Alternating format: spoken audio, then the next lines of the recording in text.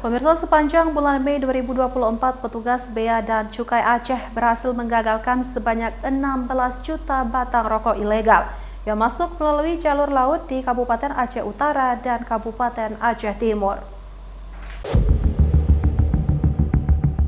16 juta batang rokok ilegal tersebut diamankan petugas Bea dan Cukai di dua lokasi yang berbeda.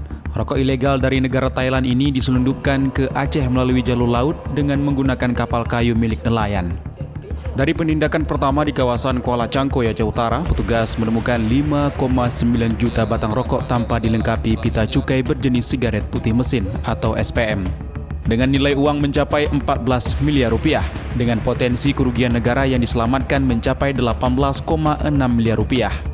Dalam pemeriksaan dan penindakan kedua di perairan Kuala Langsa, petugas mendapatkan sebanyak 10 juta batang rokok tanpa dilengkapi pita cukai berjenis SPM yang diperkirakan mencapai harga 23,5 miliar rupiah dengan potensi kerugian negara yang berhasil diselamatkan mencapai 31,5 miliar rupiah.